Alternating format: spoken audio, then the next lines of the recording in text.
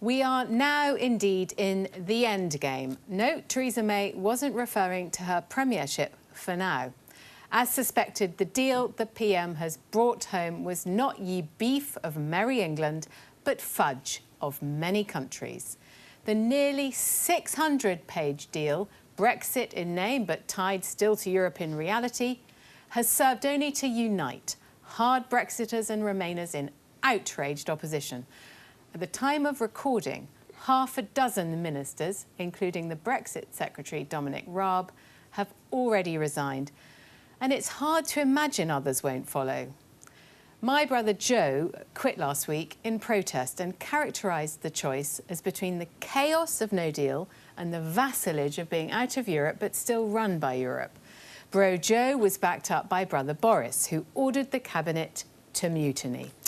Oh dear, given this shambles, and I'm not just talking about the family Christmas plans, I don't see how even Leave voters can bear to bleat, just get on with it, as if the way forward was easy. Let's not for the moment discuss a people's vote. First, MPs must decide if they want a no-deal Brexit or Theresa May's no Brexit deal. Which is least bad for the country?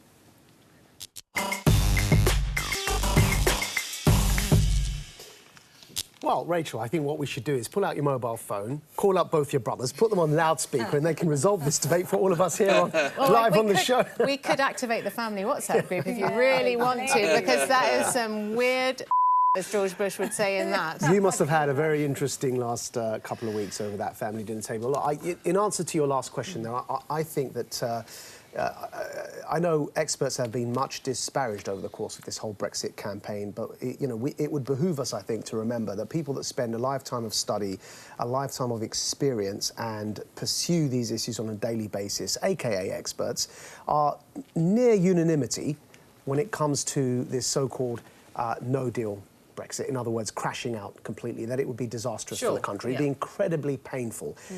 Even people that want a hard Brexit, I think, aren't even pretending any longer that a no-deal Brexit would, at least for the short term, in their words, cause huge harm to the economy. Can I just interrupt you on that? Because you mentioned my brothers. The point of unanimity, one of their points of fraternal agreement, was that the only good thing about no deal is it's not going to be forever. But the alternative, which is this no Brexit deal, i.e. vassal state scenario, with an indefinite backstop and not quite sure when we're going to come out of the or a customs union, could be indefinite. So the thing that I think has united both sides of the Tory party on this, the Remainers, the ultra-Remainers and the ultra-Brexiters, is this sense that no deal is terrible, it's a catastrophe.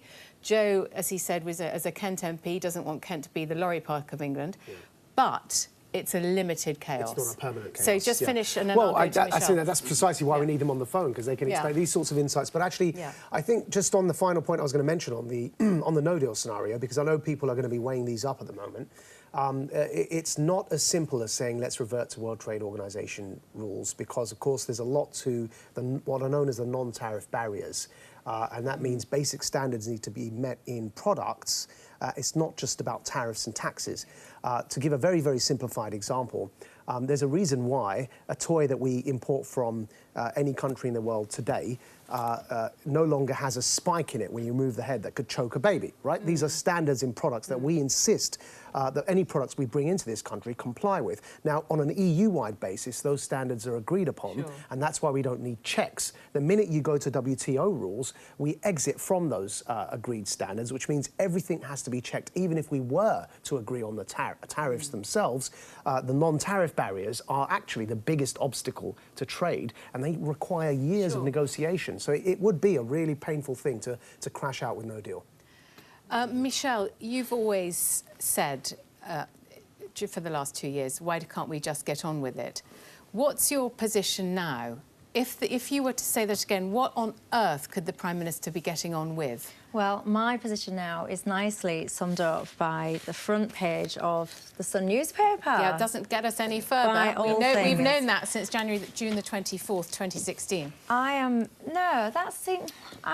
hate that you would say that the second that somebody has voted to leave, that is where the problems have begun. And that is, I really find it quite insulting to Brexiteers. Well, I don't mean to insult because how should we progress the matter now, is what I'm asking you. Well, first things first, you can't just sit here and go, what do we do today, without looking at what's happened yesterday. This whole situation has been, I found it so disappointing. People have used, and this is the thing, like you're almost kind of, you're doing an inhale as though my view is irrelevant. I'm asking your view, Michelle. But at the end of the day, you know, we have been, as Brexiteers, we have been disrespected. Our opinions have been disrespected you're not, since the second. But can we not talk about our feelings? Since the second this referendum happened, and what has gone on, what we've seen over the last year or so, 2 years, whatever it's been, is people using this situation for political gain, for personal political gain.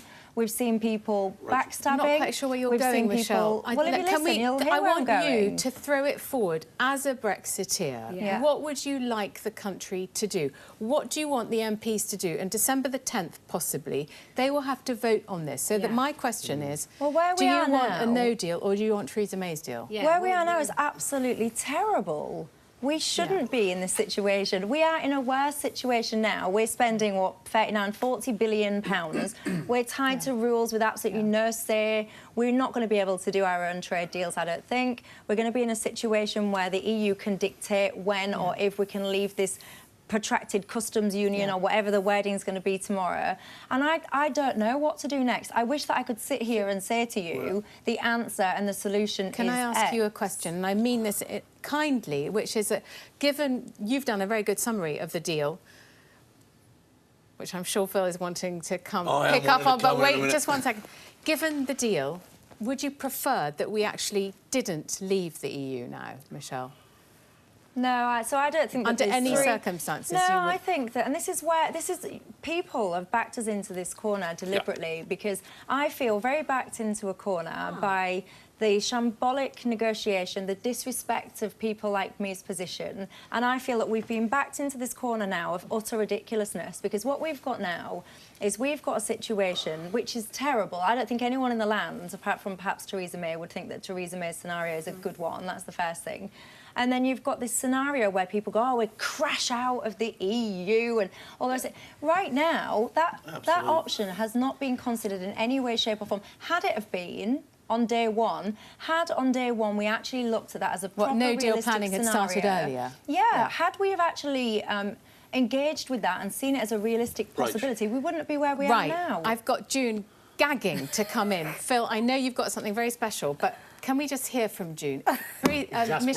Michelle says we've got to just, it's all about respect, which I don't agree. I disagree. And didn't Theresa May start with no deal was better than... Yeah, and also, let's not forget, with the exception of Theresa May, the team, the front-facing team that was supposed to be negotiating our deal were all Brexiteers.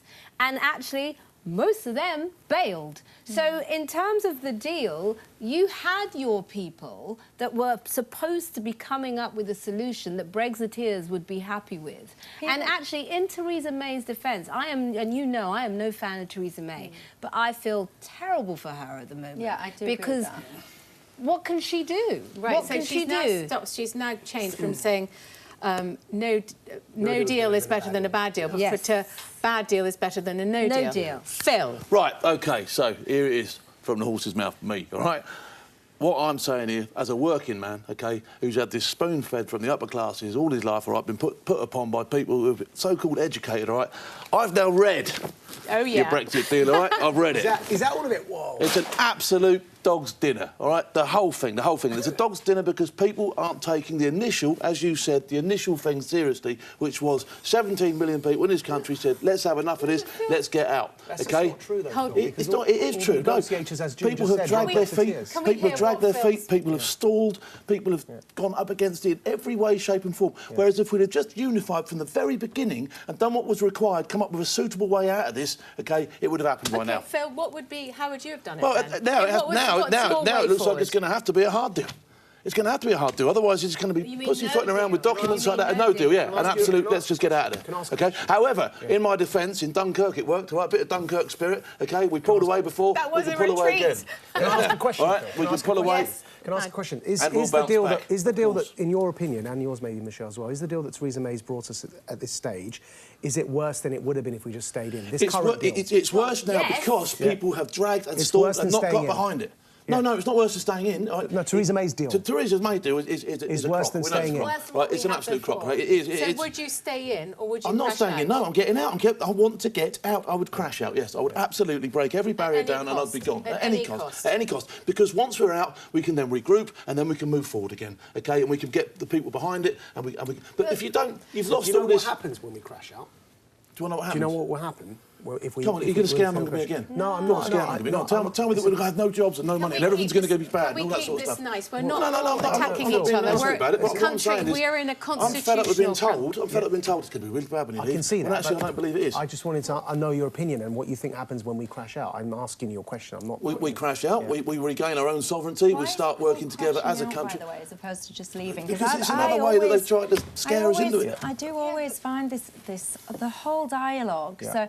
And OK, fair enough, you can point out that people are Brexiteers and stuff. The whole position of our negotiation stance, so, for example, we'd already agreed to give people £39 billion pretty much before we'd even agreed anything else. Like, why would you even accept that as a timetable right from the get-go? So maybe you can sit there and you can say that these people... Can we see what Theresa's got to say? Your Brexiteers that were at the front of this. But I'm raising this in this debate now when I'm trying to raise my thoughts and feelings. I'm told, well, that's irrelevant, we are where we are. But I actually feel very... I feel very disappointed that we are where we are. I feel like this has been almost like a planned tactic to get us into a scenario. Absolutely. Because people didn't want to Brexit. The people in the powers that be didn't actually want to leave. That were in charge Michelle, I'm with you. Can we just have a quick butchers? I'm with you both. Can we just have a quick butchers at what Theresa's actually saying at the moment, all right? Let's have a quick look at what she said. This deal delivers what people voted for, and it is in the national interest. And we can only secure it if we unite behind the agreement reached in Cabinet yesterday. If we do not move forward with that agreement, nobody can know for sure the consequences that will follow. It would be to take a path of deep and grave uncertainty when the British people just want us to get on with it.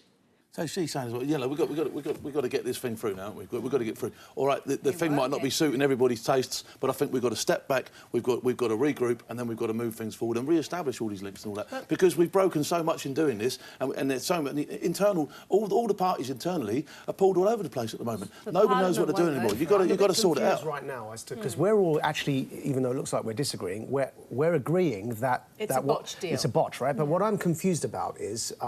What do we think should happen next? I could quite openly say I think Theresa May's deal should be rejected. I think no deal is, as I've already said, a bad option. I think that the only thing left is for the people to have a say as to one of these three options. But I don't know what... I don't hear anything... She's not going to get this deal through Parliament. Yeah, so what should happen next? I don't understand what the...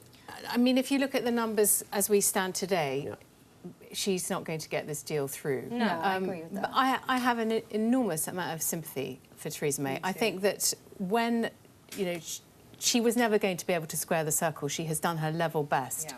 As soon as you can't have any sort of border between two bits of Ireland, we were going to be in an extended backstop. Yeah. So what she's essentially trying to sell at the moment is that the UK is only a little bit pregnant.